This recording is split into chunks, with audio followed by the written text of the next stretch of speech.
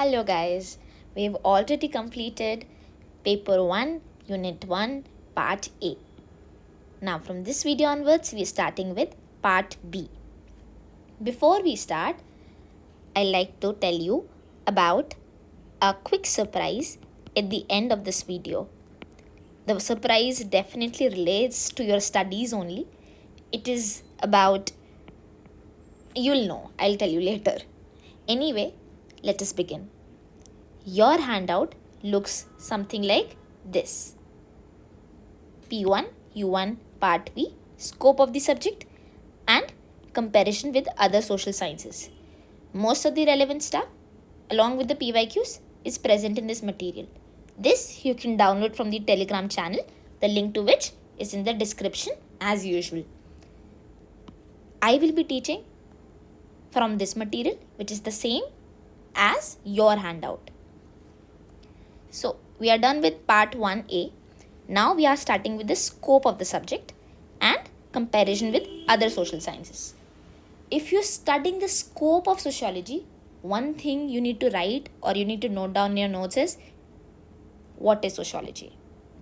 Sociology का definition, कोई भी thinker का 2-3 definition you need to recall and remember. और वो तुम अपने notes में खुद jot down करोगे. Before we begin with the scope of sociology, we need to know कि sociology होती क्या है. इसलिए we need to know the definition of sociology.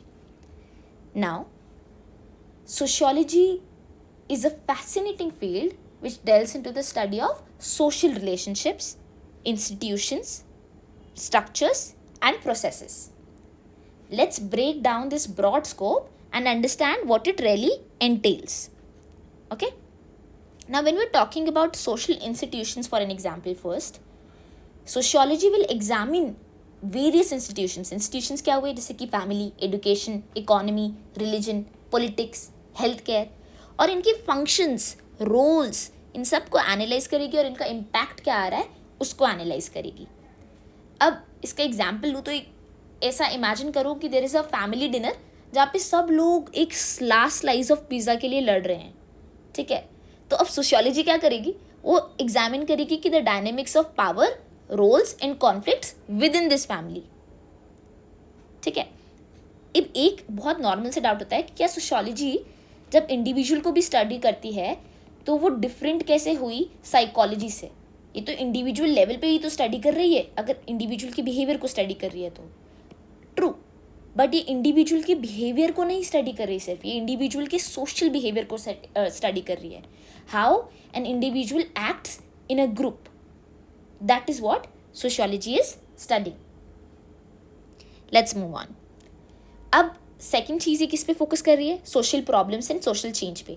Sociology किस चीज़ को इन्वेस्टिगेट कर रही है, सोशल प्रॉब्लम्स जैसे कि पोवर्टी, इनइक्वालिटी, क्राइम, डिस्क्रिमिनेशन और एनवायरमेंटल इश्यूज. ठीक है, अब you can think of it as a detective or you can think of it as a like you're a detective and you're trying to figure out what society is.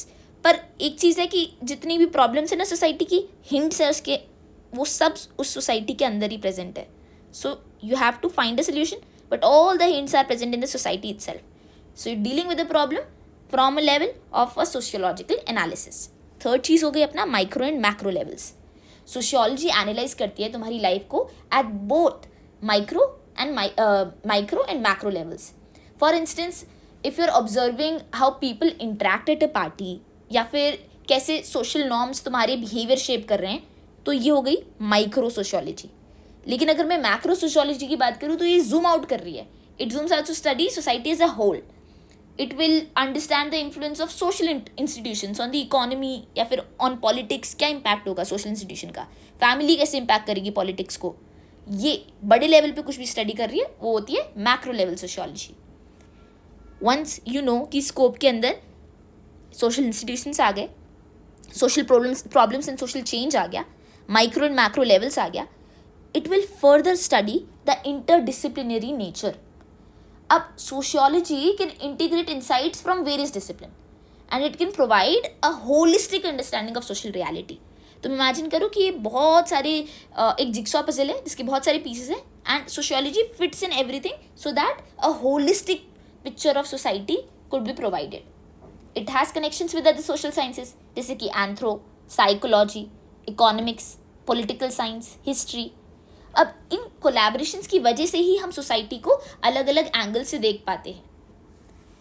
Now we are moving on. When we are done with the scope of sociology, what you have to read from this I have already listed. इसके बारे में तुमको थोड़ा और research करना है और तुमको यहाँ पे जो भी तुमको थिंकर्स मिले या कुछ बेसिक अच्छी सी इन्फॉर्मेशन मिले वो इनके बगल में यहीं पर नोट डाउन कर देना है. Don't extend your notes, it will be endless otherwise. Now we are talking about the comparison with other social sciences. अब देखो, जब भी इसकी बात करेंगे ना, I can not explain everything about this, but what I can do is provide a framework कि इसको अप्रोच कैसे करोगे. You will define both the discipline. Suppose करो मैं सोशियोलॉजी को एंथ्रो से कंपेयर कर रही हूँ, तो I should know the definition of anthropology and I should know the definition of sociology. Of course I should know the similarities और interlinkages क्या है इन दोनों के बीच में, इन दोनों डिसिप्लिन के बीच में. सोशियो एंथ्रो को कैसे इम्पैक्ट करता है और एंथ्रो सोशियो को कैसे इम्पैक्ट करता है, ये मुझे पता होना चाहिए. क्या इनके कॉन्ट्रास्ट है, कहाँ डिफरेंसेस हैं, कि क्या सेम चीज़ें स्टडी करती है, वो तो सिमिलैरिटीज़ हो गई, पर ऐसी क्या चीज़ है जहाँ पे इनका डिफरेंशिएटिंग फैक्टर होता है कि सोशियोलॉजी तो ये स्टडी करती है लेकिन एंथ्रोपोलॉजी ये स्टडी नहीं करती है, वो पता होना चाहिए. थिंकर्स पता होनी चाहिए हर एक डिसिप्लिन के लिए कम से कम 3, और एग्जाम्पल्स लिखे होने चाहिए कम से कम 2. ये काम तुम्हारा है. एग्जैक्ट अगर मैं ये सारी पूरी चीज़ें, वैसे दे रखी है काफ़ी सारी चीज़ें, लेकिन अगर पूरी की पूरी चीज़ें तुम यहीं से ले लोगे या फिर और वर्क नहीं करोगे तो you will suffer in the exam. Work on this. अब बात करते हैं चलो एंथ्रो की. जब एंथ्रो की बात कर रहे हैं तो सोशियो और एंथ्रो दोनों ही ह्यूमन बिहेवियर और सोसाइटी की स्टडी करते हैं, लेकिन जो एंथ्रोपोलॉजी होता है it will often focus on the cultural aspect या फिर स्मॉल स्केल सोसाइटीज़ जो होती है ना उनके कल्चरल एस्पेक्ट पे फोकस करेगा. लेकिन सोशियोलॉजी कॉन्ट्रास्ट में लार्जर सोशल स्ट्रक्चर या फिर प्रोसेसेस को एग्जामिन करेगा. जैसे सोशियोलॉजी को इमेजिन करो एज अ पार्टी प्लानर जो कि सारे इंट्रैक्शंस हो रहे हैं जो पूरे ग्रुप के अंदर, उन सबको एनालाइज कर रहा है. और एंथ्रोपोलॉजी को तुम इमेजिन करो जैसे कि एक छोटी सी ट्राइब में गया, उनके छोटे छोटे कल्चरल चेंजेस या कल्चरल क्वर्क्स को वो नोटिस कर रहा है. अब मैंने यहाँ पे मेंशन करें, हर एक के आगे मैंने कुछ कुछ थिंकर्स मेंशन करें. एंथ्रोपोलॉजी के आगे मैंने कुछ थिंकर्स मेंशन करें, साइको के आगे मैंने कुछ, साइकोलॉजी के आगे मैंने कुछ थिंकर्स मेंशन करें, इकोनॉमिक्स के आगे किया है. और भी थिंकर्स, तुमको 3 थिंकर्स हर एक के लिखने हैं. वैसे थिंकर्स नीचे भी मेंशन्ड है इकोनॉमिक्स के लिए, इन सब के लिए एक थिंकर्स का पूरा टेबल है, लेकिन तुमको खुद को रिसर्च करके ये चीज़ करना है. मैं इसके लिए अगर तुमको सजेस्ट करूँ रिसोर्स तो मैं बोलूँगी कि स्लीपी क्लासेस का पेपर 1 का PDF खोलो और उसमें से देखो. उसका लिंक जो है वो भी मैं डिस्क्रिप्शन में डाल दूँगी. So you can just analyse and you can choose, pick and choose your resources. 3 से ज़्यादा थिंकर्स नहीं, 2 से ज़्यादा एग्जाम्पल्स नहीं, इससे ज़्यादा चूज़ नहीं करना. इससे ज़्यादा एग्जाम में लिख भी नहीं सकते हो और याद भी नहीं रख सकते हो, तो नहीं करना इससे ज़्यादा चूज़. समझ लेना समझना हो तो, but do not right everything down in your notes. अब एंथ्रो समझ लिया. एंथ्रो के अंदर अगर मैंने यहाँ पे पहले मीड के जेंडर रोल की भी बात करी है. मीड का जेंडर रोल मतलब इन्होंने थोड़ा एंथ्रोपोलॉजिकल रिसर्च करी थी और इन्होंने यही बोला, इन्होंने बेसिकली चैलेंज करा एग्जिस्टिंग जेंडर नॉर्म्स को. फॉर इन फनी एग्जाम्पल दूँ तो बेसिकली मीड बोला कि कल्चरल ऐसे जेंडर नॉर्म्स को चैलेंज करते हुए जैसे बोला कि pink is not just for girls, pink और लोग भी पहन सकते हैं, इस तरीके का चीज़. साइकोलॉजी की बात करें तो it primarily focus on individual behaviour, cognition and mental processes. जबकि सोशियोलॉजी की बात करें तो सोशियोलॉजी जो है it will investigate the social context in which individuals operate. मैंने पहले ही बताया था कि हम इसके अंदर भी बिहेवियर देख रहे हैं, पर हम इसके अंदर सोशल बिहेवियर देख रहे हैं. तो साइकोलॉजी अगर तुम्हारा थेरेपिस्ट है तो सोशियोलॉजी तुम्हारा ग्रुप थेरेपिस्ट है. समझ रहे हो, जब ग्रुप थेरेपी के लिए जाते हैं ना तो वो ग्रुप थेरेपी वाला सोशियोलॉजिस्ट हुआ और जो उसके लिए हुआ वो हुआ साइकोलॉजिस्ट. अब इसके लिए मैं एक एग्जाम्पल देती हूँ. इसको एग्जाम्पल में लिख भी सकते हो चाहो तो.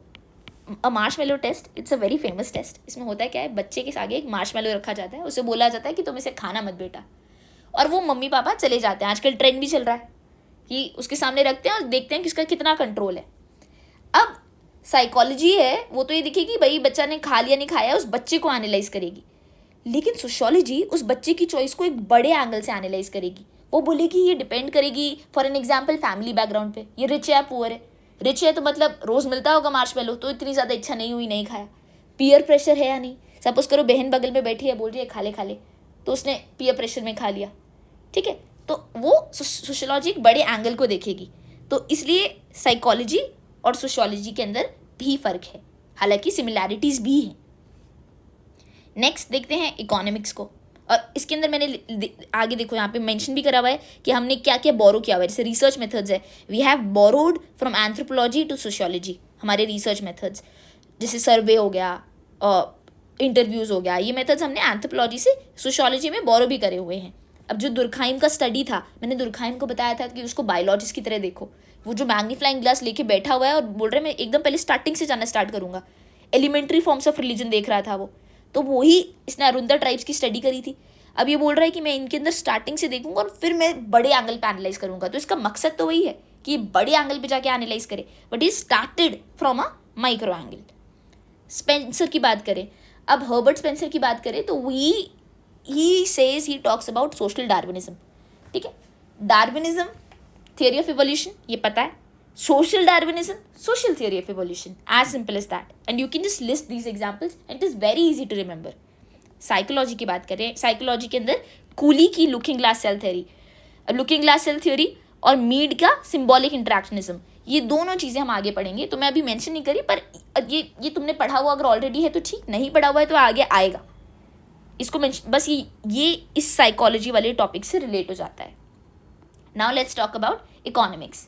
अब इकोनॉमिक्स फोकस करता है प्रोडक्शन पे, डिस्ट्रीब्यूशन पे और कंजम्पशन पे गुड्स और सर्विसेज के।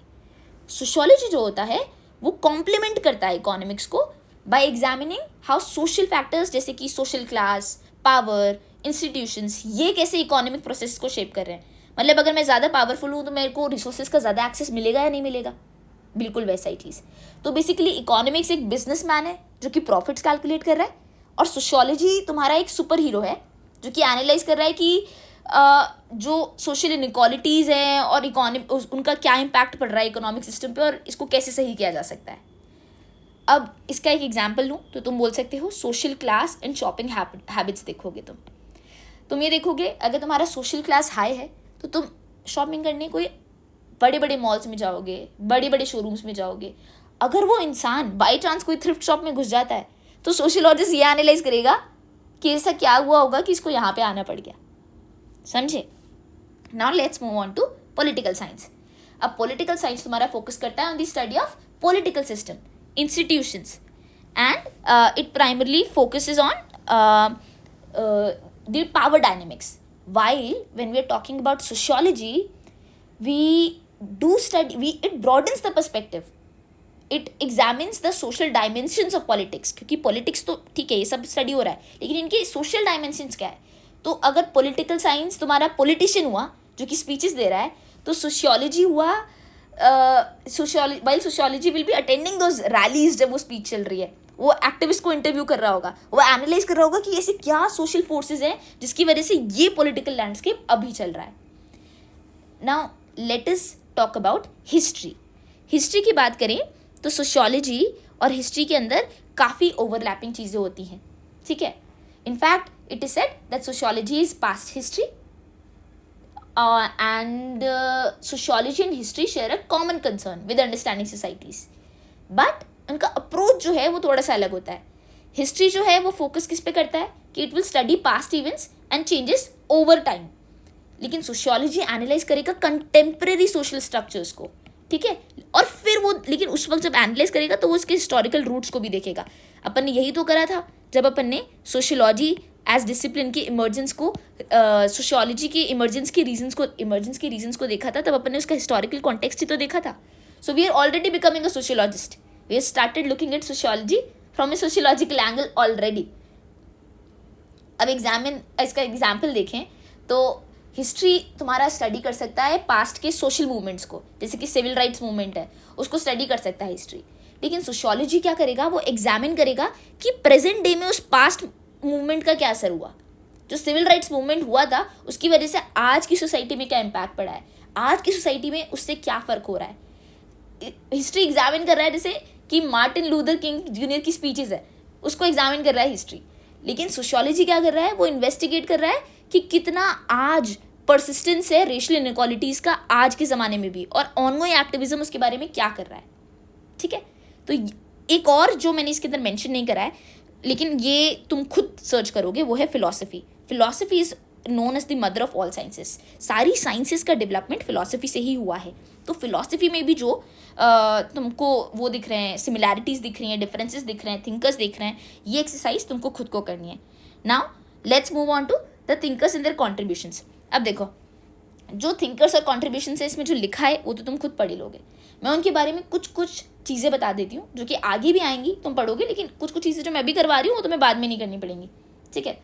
और मैंने इनके आगे लिख दिया कि तुम इसे कौन सी चीज़ के एग्जाम्पल में डाल सकते हो. ऊपर कंपैरिजन में तुम कहाँ डाल सकते हो इस एग्जाम्पल को एग्जैक्टली. जैसे इसको हिस्ट्री एंड एंथ्रो में डाल सकते हो, इसको पॉल साइंस में डाल सकते हो, इसको पॉल साइंस में. ये तुम नोट कर लेना आराम से, मैंने अभी दिखा दिया है, इसको पॉज करके आराम से नोट कर लेना. Anyway, when we are talking about Durkheim. ठीक है. अब दुर्खाइम ने एक कॉन्सेप्ट दिया था सेक्रेड एंड प्रोफेन का. ठीक है. दुर्खाइम ने एक्सप्लोर किया था distinction between sacred and profane in religious rituals. उन्होंने आर्ग्यू क्या किया कि जो हमारे रिचुअल्स होते हैं ना, वो उनकी वजह से ही जो है ना हमारे सोशल बॉन्ड्स जो है वो रीइंफोर्स होते हैं, और उसकी वजह से कलेक्टिव आइडेंटिटी आती है. ठीक है. तो बेसिकली आप ऐसे इमेजिन करो कि सपोज करो एक जगह भी है जहाँ पर बाइक की पूजा होती है. ठीक है. एक मंदिर है जहाँ पर बाइक की पूजा होती है. तो अब इमेजिन करो एक सोसाइटी जहाँ पर लोग रैंडम से ऑब्जेक्ट्स को पूजा करने लग गए, जैसे स्टेपलर की पूजा कर रहे हैं, या फिर सोचो सॉक्स की पूजा कर रहे हैं. तो अब दुर्खाइम क्या करेगा, वो इन्वेस्टिगेट करेगा social significance behind there this new found faith है कि ऐसा क्यों कर रहे हैं, उसको स्टडी करेगा हमारा दुर्खाइम. तो वो ये बताएगा कि जो कोई चीज़ सेक्रेड है उसको सेक्रेड क्यों मानते हैं, और प्रोफेन है वो प्रोफेन क्यों है. अब मैक्स वेबर की बात करते हैं. मैक्स वेबर का Protestant ethic and spirit of capitalism तो मैं तुम्हें ऑलरेडी बता चुकी हूँ. बेसिकली मैक्स वेबर ने अपनी बुक में यही तो बोला था कि जो रिलीजियस बिलीव्स हैं उनका फ़र्क पड़ता है इकोनॉमिक बिहेवियर पे भी. जो आपके रिलीजियस बिलीव्स हैं उनका इकोनॉमिक बिहेवियर पे भी फ़र्क पड़ता है. जैसे कि इमेजिन करो एक वर्ल्ड जहाँ पे लोग बिलीव करते हैं ये चीज़ कि अगर हार्ड वर्क करोगे तो तुम्हें मोक्ष की प्राप्ति हो जाएगी. तो वेबर ऐसी ही चीज़ों को इन्वेस्टिगेट करता है, और वो ये बताता है कि कैसे उनका ये वर्क एथिक जो है, जो उनका इकोनॉमिक सिस्टम है, वो उनके रिलीजन से लिंक्ड है. ठीक है. अब टैलकॉट पार्सन्स, इनकी बात करते हैं. अब इनकी थ्योरी को भी तुम पॉलिटिकल साइंस से लिंक कर सकते हो, मतलब पॉलिटिकल साइंस वाली आगे तुम पढ़ोगे भी एजल, उसको तुम इससे लिंक कर पाओगे. पार्सन ने एनालाइज करा कि functions of education system in a society है. फॉर एन एग्जांपल, अब एजुकेशन सिस्टम जो होता है it plays a very crucial role in socialising individuals also, है ना. It will help in transmitting of values also, it will prepare them for future roles also. लेकिन अब ऐसा नहीं है कि सिर्फ अगर तुम कॉलेज जाते हो तो तुम सिर्फ अकेडमिक्स सीखते हो सकता है तुमको तुम्हारा लाइफ पार्टनर मिल जाए, तुम वो सीख जाओ. हो सकता है तुम कॉलेज में जाते हो तो तुम देखोगे ऑटोमेटिकली ग्रुप्स बन जाते हैं, और तुम बोलते हो यार बहुत पॉलिटिक्स चलती है यहाँ पे, तो तुम ग्रुप पॉलिटिक्स, तुम दुनिया के बारे में जानते हो, तुम और चीज़ें भी सीखते हो. In the education system you don't only always learn about academics. तो उसने इस चीज़ पे भी फोकस करा था. अभी मैं ये जो चीज़ें बता रही हूँ इनके कुछ कुछ बेसिक कॉन्सेप्ट्स हैं जो कि तुम थ्रू आउट, ऐसा नहीं है कि मैं इसी चीज़ के लिए बता रही हूँ तो तुम रीड कर सकते हो वाली चीज़. मैं कुछ ना कुछ एक एक्स्ट्रा एडिशन देना चाह रही हूँ जिससे तुम बाद में अपन को आसानी हुई इन कॉन्सेप्ट्स को समझने में when we do the thinkers. अब हर्बर्ट स्पेंसर की बात करें तो ऑब्वियसली बात है, उनका तो सोशल इवोल्यूशन हमको पता ही चल गया है कि वो सोशल इवोल्यूशन के अंदर क्या बोलते हैं, वो इवोल्यूशन की थ्योरी में बिलीव करते हैं. सोशल डार्विनिज्म भी उनको बोलते हैं. अब हम बात करते हैं सी राइट मिल्स की. इनके ऊपर एक PYQ भी आ चुका है. ठीक है.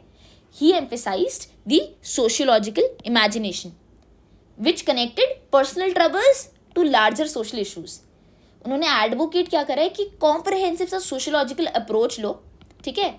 And they considered the intersection of biography and history. अब इसका मतलब क्या है ये मैं बताती हूँ.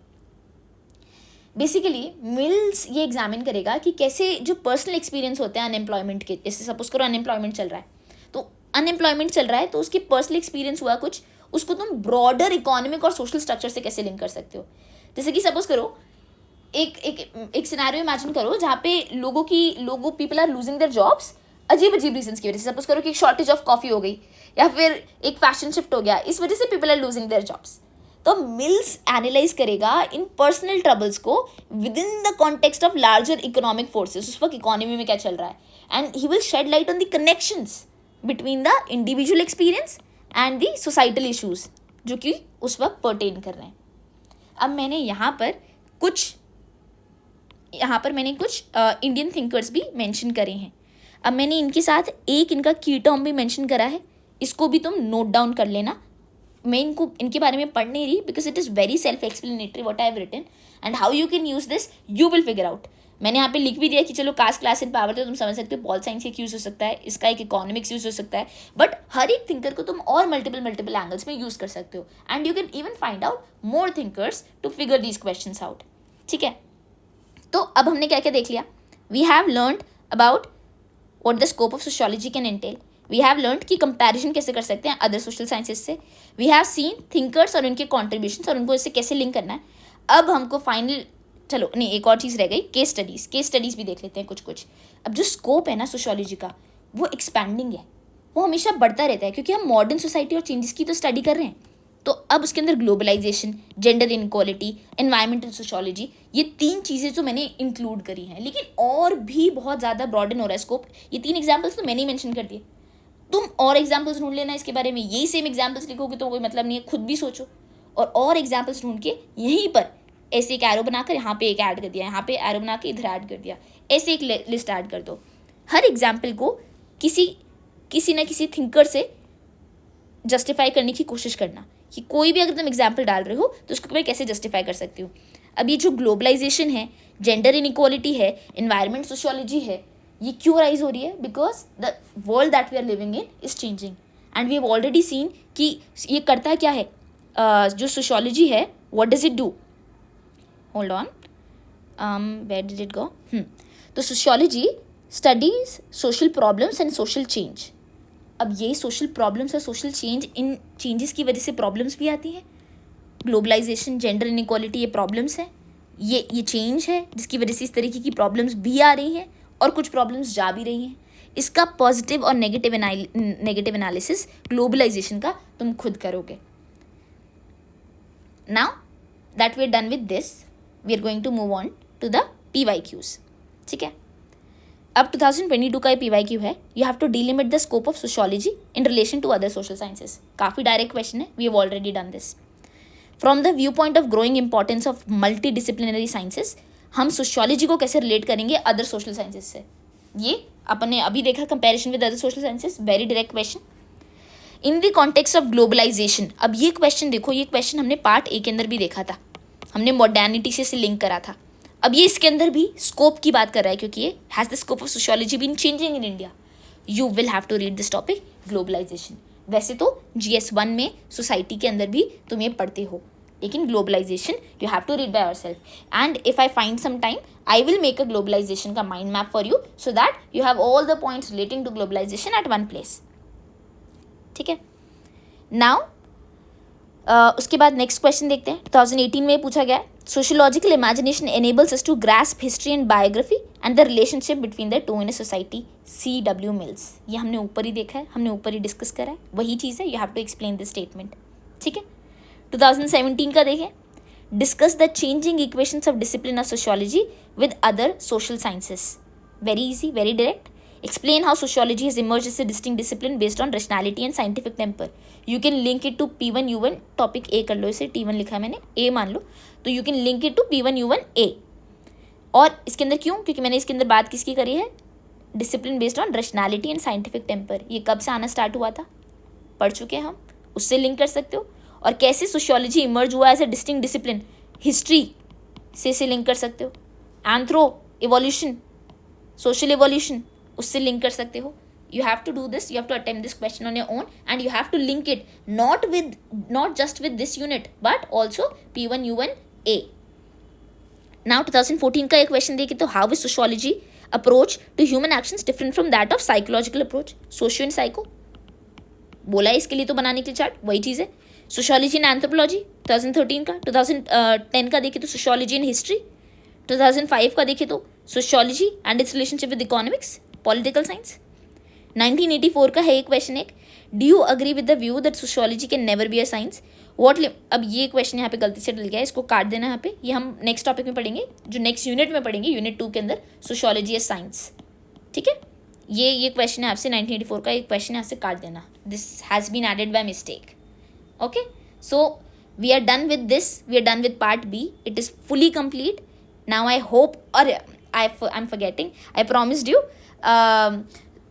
यू अ सरप्राइज, ठीक है। अब देखो, मैंने तुमको यहाँ पे दुर्खाइम के बारे में एक चीज़ बताया था कि वो बोलता है क्योंकि लोग यहाँ पे इकट्ठा होते हैं, पूजा करते हैं साथ में, इसलिए सोशल सॉलिडारिटी स्ट्रांग होती है, कलेक्टिव कॉन्शियसनेस स्ट्रांग होता है, और इसलिए ही वो इन सारी चीज़ों में दोबारा मानने लग जाते हैं। ये मैंने अभी तुमको बताया था। तो अब इस तरीके की चीज़ को बोलते क्या हैं? इस तरीके की चीज़ को बोलते हैं कन्फर्मेशन बायस, ठीक है। इसको बोलते क्या है? कन्फर्मेशन बायस। कन्फर्मेशन बायस का क्या मतलब हुआ, अभी बताती हूँ। सपोज करो, ये कन्फर्मेशन बायस तुम बहुत सारी जगह देखोगे। कन्फर्मेशन बायस तुमको देखने को मिलेगा, तुम अगर कभी if you believe in tarot card readings और what do you call it, if you believe in your कि नहीं अपना हाथ पढ़वाना है, palm reading and stuff, what happens is, suppose करो तुमको किसी ने बोल दिया कि 7 तुम्हारा लकी नंबर है, तुमने सुबह अपने हॉरोस्कोप में पढ़ लिया कि 7 तो क्या है, मेरा लकी नंबर है। Now you will do anything, your brain will do anything to keep on confirming the same fact कि हाँ 7 तो मेरा लकी नंबर ही है। मुझे ना मेरे नोट्स के अंदर भी 7 दिख गया, जब मैं चल रही थी तो मुझे एक नंबर दिखा जिसके अंदर टोटल नंबर ऑफ डिजिट्स भी 7 थी। ये मैंने एक चीज़ देखी जिसका सम किया तो 7 आ रहा था, मैंने वर्ड्स गिने इसके अंदर तो 7 थे, तो 7 सही में मेरे लिए लकी नंबर है, and I will do everything in my power to prove that to my brain. This is what is the confirmation bias. अब ये यूपीसी एस्पिरेंट की लाइफ में कैसे प्रॉब्लमेटिक हो सकता है, तुम्हारी लाइफ में कैसे प्रॉब्लमेटिक है? कन्फर्मेशन बायस तुम्हारी लाइफ में से प्रॉब्लमेटिक हो सकता है। जैसे सपोज करो तुम एक एस्पिरेंट हो, तुम मानते हो कि भाई ये जो मैं अभी सपोज करो मैं हिस्ट्री पढ़ रही हूँ, मैंने बोला यार ये लीडर है ना, ये बहुत सही है, मुझे तो बहुत पसंद आ गया, इसकी जो सोच है, इसका जो विजन है, I love it. So what I do now is I believe that because I like it, I will look for information that supports my theory, and then confirmation, मैं खुद ही अपनी इन्फॉर्मेशन को कंफर्म कर दूंगी, और मैं उनकी जो नेगेटिव पॉसिबिलिटीज़ हैं, उसकी नेगेटिव कुछ नेगेटिव आइडियोलॉजीज भी हो सकती है उस लीडर की, I will ignore all of that and I will just focus on the positives and I will look for information which confirms this bias which already existed in my head of mind, ठीक है। This is called the confirmation bias. और क्योंकि अब मैं एक चीज़ confirm भी हो गई और फैक्ट से, डेटा से, तो मैं और स्ट्रेंथन होते जाती हूँ। यही रीज़न होता है कि बहुत सारे लोग जिनको बोलते हैं ना हम कि the people who are very very influenced by से टेररिस्ट आइडियोलॉजीज इवन, वो लोग बहुत ज़्यादा कन्फर्मेशन बायस पे खेलते हैं। उनको वही चीज़ मिलती है देखने को, और फिर वो देखते हैं कि हाँ ऐसा ही हो रहा है तो फिर यही सही है। तो ये confirmation bias is a very problematic thing, and a UPSC aspirant, you should not have this bias. You should work on your critical thinking skills. When you look at any article, you should always look at its positives and its negatives too on your own. अगर तुम अखबार में भी, कोई हिंदू में भी तुमने article पढ़ा है तो तुमने देखा कि नहीं ये काफ़ी ये बता रहे हैं कि हाँ ये सारी चीज़ अच्छी है, तो खुद ही सोचो, be the devil's advocate and wonder कि कौन सी ऐसी चीज़ है जो ये नहीं बता रहा है लेकिन नेगेटिव रोल भी प्ले कर सकती है। That is it for today. Thank you for joining in. Hope to see you later.